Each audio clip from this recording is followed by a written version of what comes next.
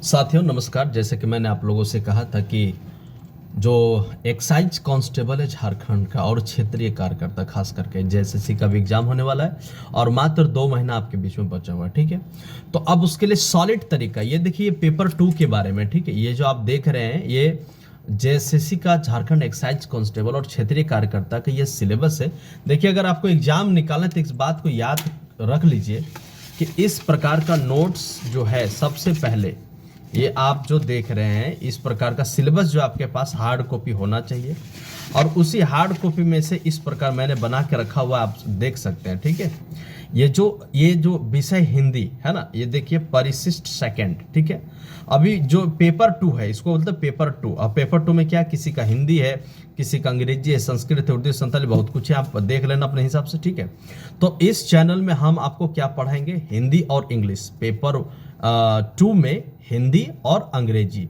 इस चैनल को एकदम से सब्सक्राइब कर लेना, ये आपके लिए संजीवनी बूटी का काम करेगा। ठीक है, तो हिंदी का जो पेपर 2 है, यानी पेपर 2 में जो देखिए, पेपर 1 में आपका 60 नंबर का ग्रामर आएगा और 20 नंबर का आपका पैसेज आएगा हिंदी के लिए, और 20 नंबर का आपका अंग्रेजी का आएगा और 20 नंबर का आपका पैसेज आएगा। तो ये आपका अंग्रेजी में 40 मार्क का। ठीक है, लेकिन पेपर 2 में आपका पूरा का पूरा ये सिलेबस है। ठीक है, तो पहला नंबर जो आपका है विषय हिंदी का क्षितिज भाग 2 यानी कि क्लास 10th वाला। ठीक है, तो काव्य खंड का जितना भी यहाँ आप देख रहे हो पोयम, सबको एक ट्रिक में रख दिए हैं। ठीक है, अब एक ट्रिक के माध्यम से आपको पूरा का पूरा नॉलेज आ जाएगा, क्योंकि आप उदो तुम होती बड़ी भागी, इसका सूरदास है। अब भाई इतना याद करते आपका हालत खराब हो जाएगा। ठीक है, पढ़ोगे भूल जाओगे, लेकिन इंपॉर्टेंट क्या है कि अगर हम आपको तरीका से पढ़ा दें और तरीका सबको समझा दें तो आप गाते हुए भी जाओगे, नाचते हुए जाओगे, आपको हमेशा याद रहेगा।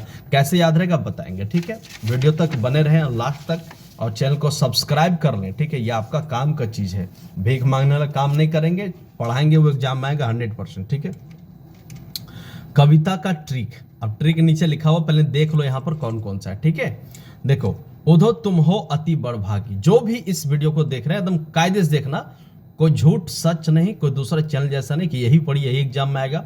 यहाँ आपको कॉन्सेप्ट क्लियर करा देते हैं और कॉन्सेप्ट के माध्यम से आप खुद जंग जीत जाएंगे। ठीक है, देख लो, उधो तुम हो अति बड़भागी के लेखक कौन है भैया, सूरदास। ठीक है, और सूरदास का जन्म कब है, 1478 to 1583, यानी आप इसको क्या याद रखेंगे, 14, यानी कि 14 है ना, आप इसे याद रखेंगे 14। ठीक, राम लखन परशुराम संवाद, तो राम लखन परशुराम जो आपका संवाद है वो यानी कि राम लखन संवाद, ये कौन लिखे भाई, तुलसीदास।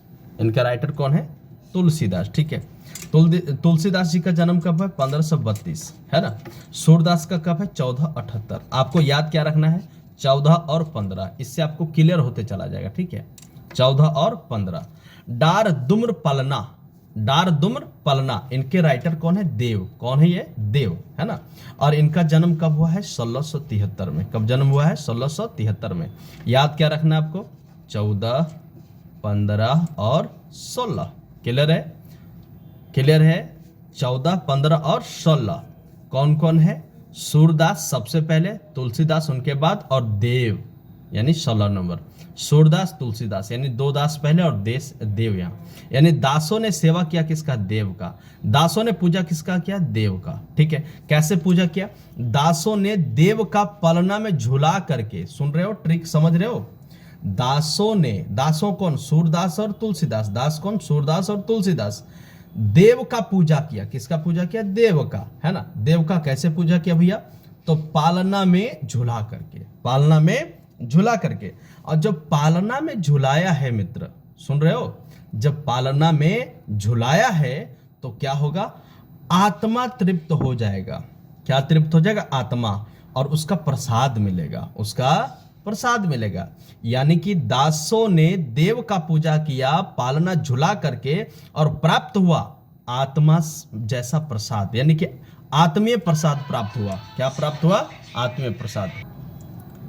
तो क्या देखे आपने कि दासों ने देव का पूजा किया पालना झुला करके। ठीक है, और प्राप्त क्या हुआ, आत्मीय प्रसाद प्राप्त हुआ। और जैसे ही आत्मीय प्रसाद प्राप्त होता है मित्र, क्या होता है, उत्साह बढ़ जाता है, और उत्साह पा करके ये निराला हो जाते हैं। उत्साह पा करके ये निराला हो जाते, एकदम से निराला। आप समझ पा रहे हैं ना, उत्साह पाके निराला। अब यहां तक आप सीख ही गए होंगे, है ना। मैंने आपसे क्या कहा, आपको एकदम टेंशन लेने की बिल्कुल भी दरकार नहीं है, ठीक है। यानी सूरदास तुलसीदास दासों ने पूजा किया, देव का पालना झुला करके आत्मीय प्रसाद मिला और उत्साह क्या हो गया, निराला हो गया। उत्साह क्या हो गया, निराला हो गया, उत्साह से निराला हो गए, ठीक है। यहां तक क्लियर। अब फेज नंबर 2, फेज नंबर 2 क्या है मित्र, जरा ध्यान देंगे, ठीक है। देखो फेज नंबर 2 है आपके सामने, फसल। ये क्या है, फसल, है ना। तो जैसे ही आपका फेज नंबर 2, फिर से एक बार थोड़ा और सुन लो। दासों ने पालना का पूजा किया, माने कि दासों ने देव का पूजा किया, पालना में झुला करके आत्मीय प्रसाद पाकर उत्साह से निराला हो गए। और जैसे निराला हुआ, फसल में नाग घुस गया, फसल में नाग घुस गया। मेरे साथ दोहराते चलिएगा, फसल में नाग घुस गया। और जैसे नाग घुसा, माथुर ने कहा कि छाया मत छुओ भैया, छूने से आपको दिक्कत हो जाएगा, है ना, कहीं से आप टंक ना मार दे, ठीक है। तो फसल में नाग घुस गया, माथुर ने कहा कि छाया मत छुइए, ठीक है। और उसी समय, उसी ऋतु में कन्यादान हुआ, उसी ऋतु में कन्यादान हुआ। और कन्यादान के समय में संगीतकारों ने मंगलाचारण किया, मंगल गान किया। बात समझ में आ गया। अगर आप लोग को पसंद आ रहा है वीडियो, तुरंत लाइक करिए, शेयर करिए और कमेंट जरूर करिए कि आपको ये कैसा लग रहा है, क्या आप अच्छा महसूस कर रहे हैं या नहीं महसूस कर रहे हैं। बड़ा मेहनत लगता है दोस्त सेटिंग करने में, ठीक है। आपका भविष्य के साथ खिलवाड़ ना हो इसलिए मेहनत करते हैं, ठीक। फिर से सुनिए एक बार, ट्रिक क्या है। यहां मैंने ट्रिक लिखा है, ठीक है। अब ट्रिक के माध्यम से आप सीखिए, है ना। ये ट्रिक देख रहे होंगे आप, ठीक है। क्या बोला, दासों ने देव के पालना झुलाकर, यानी देव का पालना झुलाकर आत्मीय प्रसाद पाकर उत्साह से निराला हो गए। एक लाइन में, एक लाइन का बात हो गया। दासों ने देव के पालना झुलाकर आत्मीय प्रसाद पाकर उत्साह से निराला हो गए, उत्साह से निराला हो गए, ठीक है। तो दासों ने, यहां कौन दास है, सूरदास और कालिदास, सूरदास और तुलसीदास, सूरदास और तुलसीदास, ठीक है। देव, तो ये देव किनके राइटर है भाई, पालना, दाम्र डूम्र पालना, यानी ये आपका चैप्टर 1 2 यहां खत्म हुआ। और देव जो है राइटर किनके है, पालना, यानी डार दुम्र पालना का, ठीक है। ये क्लियर हो गया। यहां पर झूला झुलाकर, ये आपको कोई लेना देना नहीं है, ठीक है। आत्मीय प्रसाद, तो आत्मीय क्या है यहां पर, आत्म काव्य। ये क्या है, आत्म काव्य। आत्म काव्य के राइटर कौन है, प्रसाद। कौन प्रसाद, जयशंकर प्रसाद। बात समझ पा रहे आप, है ना। एकदम सेटिंग है, एकदम एक चैप्टर का उसका राइटर, एक चैप्टर का उसका राइटर, ठीक है। दासों ने, सूरदास तुलसीदास ने देव के पालना झुला करके, देव किनके राइटर है, डार दुम्र पलना का, झुलाकर आपको नहीं कोई मतलब नहीं है। आत्मीय प्रसाद यानी आत्म काव्य के जो राइटर है वो कौन है, आपका जयशंकर प्रसाद। तो पाकर कि क्या हो गया, उत्साह से निराला। अब ये उत्साह क्या है, उत्साह अट नहीं रही, उत्साह अट नहीं रही के राइटर कौन है, सूर्यकांत त्रिपाठी निराला। ये है आपका निराला जी, ठीक है। समझ में आ रहा है कि नहीं। हम थोड़ा चीज ज्यादा करते हैं, आपको समझते जाना है, हमसे कोई लेना देना नहीं, ठीक है। हो गया यहां पर उत्साह से निराला हो गए। तभी यानी जो मैंने बोला था फेज 2, तभी फसल में नाग घुसा। यानी क्या है, फसल क्या है मित्र, फसल क्या है, फसल यह दंतुरित कथा। समझ में आ रहा है, फसल यह दंतुरित मुस्कान, देखिए, है ना, फसल यह दंतुरित मुस्कान। और इनके राइटर कौन है, नागार्जुन। कौन है राइटर, नागार्जुन, ठीक है। तो फसल यह दंतुरित मुस्कान, इनके राइटर है नागार्जुन, ठीक है। वही मैंने क्या बोला, तभी फसल में नाग घुसा, माथुर ने कहा, देखिए माथुर, गिरजा कुमार माथुर ने कहा, सुनो छाया मत छूना। क्या बोला, छाया मत छूना। तो माथुर ने क्या कहा भैया, छाया मत छूना, छाया मत छूना, ठीक है। उसी समय, उसी ऋतु में, ऋतु कौन, ऋतुराज, ऋतु कौन, ऋतुराज। और ऋतुराज ने क्या लिखा, कन्यादान। तो मैंने लिखा उसी ऋतु में कन्यादान हुआ। तो ऋतु का जो राइटर है वो कौन है, माने कन्यादान का राइटर कौन है, ऋतुराज। कन्यादान के कौन है, ऋतुराज, ठीक है। और संगीतकार ने मंगल गान किया। तो संगीतकार ने मंगल गान किया, इसका मतलब क्या हुआ, संगतकार। और संगतकार के राइटर कौन है, मंगलोस डबराल। कौन है, मंगलोस डबराल। आप यहां देख सकते हैं ये क्या लिखा हुआ है, मंगलोस डबराल। बात समझ पा रहे हैं आप, है ना। तो इस प्रकार से आपका ये पूरा का पूरा आपको एकदम मजा आ गया होगा, समझ में आ गया होगा।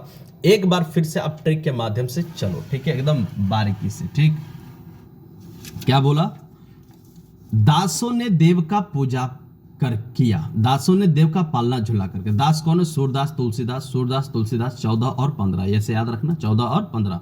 एक का जन्म है 14 में, एक का जन्म है 15 में, ठीक, खत्म। देव का पालना झुला कर, देव कब है, 16, है ना। देव का पालना झुला कर, देव का पालना झुला करके आत्मीय प्रसाद पाया।